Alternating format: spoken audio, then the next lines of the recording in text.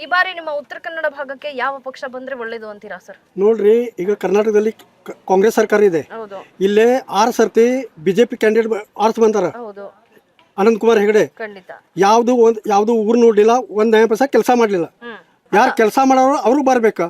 6 ಸರ್ತಿ ಆರ್ಸ್ ಬಂದಾಗ 1 ಪೈಸಾ ಕೆಲಸ ಮಾಡ್ಲಿಲ್ಲ, ಯಾರ್ದು ಮುಖ ನೋಡ್ಲಿಲ್ಲ. ಇದು ಬಿಡ್ರಿ, ಹಳ್ಳಿ ಬಿಡ್ರಿ, ತಾಲೂಕಾಗ ಯಾವಾಗ ಬಂದಾರ ಕೇಳ್ರಿ ಅವ್ರಿಗೆ. ಮತ್ತೆ 6 ಸಲ ಹೆಂಗ್ ಆರ್ಸ್ ಬಂದ್ರು ಅಂತೀರಾ? ಜನ ಆರಿಸ್ಕೊಟ್ಟಿದ್ದಾರೆ. ಹಿಂದೂ ಹಿಂದೂ ಎಂದು ಹೇಳಿದ್ದಾರೆ. ಬರೇ ಹಿಂದೂ ಹೇಳಿದ್ರೆ ಅಂದ್ರೆ ಕೆಲಸ ಆಗುದಿಲ್ಲ. ಈ ಹಳ್ಳಿ ಇದಾರಲ್ಲ, ಡೆವಲಪ್ಮೆಂಟ್ ಮಾಡ್ಬೇಕಾ ಅಂತ ಕ್ಯಾಂಡಿಡೇಟ್ ಬೇಕು. ಸರ್, ಈ ಬಾರಿ ಕಾಂಗ್ರೆಸ್ ಪಕ್ಷದಿಂದ ಡಾಕ್ಟರ್ ಅಂಜಲಿ ನಿಂಬಾಳ್ಕರ್ ಅಂತ ಇದ್ದಾರೆ, ಬಿಜೆಪಿಯಿಂದ ವಿಶ್ವೇಶ್ವರ ಹೆಗಡೆ ಕಾಗೇರಿ ಅವರು ಇದ್ದಾರೆ. ಏನ್ ಅನ್ಸುತ್ತೆ, ಈ ಬಾರಿ ಫೈಟ್ ಇದೆಯಾ? ನೋಡ್ರಿ, ಕಾಗೇರಿ ಇದಾರೆ ನಮ್ಮ ಫ್ರೆಂಡ್. ಅವ್ರ ಮತ್ತ ನಿಂಬಾಳ್ಕರ್ ಇದಾರಲ್ಲ, ಅವರು ಫ್ರೆಂಡ್. ಯಾರ ಬಗ್ಗೆ ಏನು ಹೇಳ್ಬೇಕಾ? ಅವ್ರು ಕಾಗೇರಿ ಇದಾರ, ಮನುಷ್ಯ ಒಳ್ಳೆ ಗೊತ್ತಾಗಿದ್ದಲ್ಲ. ಈ ಸಲ ಜನ ಬಹಳ ಕಂಪ್ಯೂಟರ್ ಇದೆ, ಫೈಟ್ ಇದೆಯಾ? ಫೈಟ್ ಇದೆ.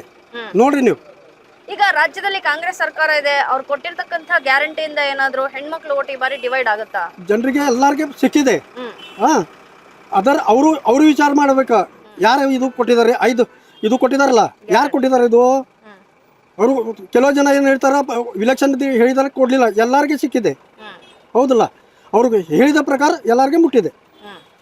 ಜನ ವಿಚಾರ ಮಾಡ್ಬೇಕು. ಈಗ ಒಂದಷ್ಟು ಜನ ಹೇಳ್ತಾ ಇದಾರೆ, ಇದು ಗ್ಯಾರಂಟಿಗಳನ್ನ ಕೊಟ್ಟು ಜನರನ್ನ ಹಾಳು ಮಾಡಿದ್ರು ಅಥವಾ ಹೆಣ್ಮಕ್ಳನ್ನ ಹಾಳು ಮಾಡಿದ್ರು, ಸರ್ಕಾರಿ ದಿವಾಳಿ ಮಾಡಿದ್ರು ಅಂತಾರೆ. ಅದಕ್ಕೇನ್ ಹೇಳ್ತೀರಾ?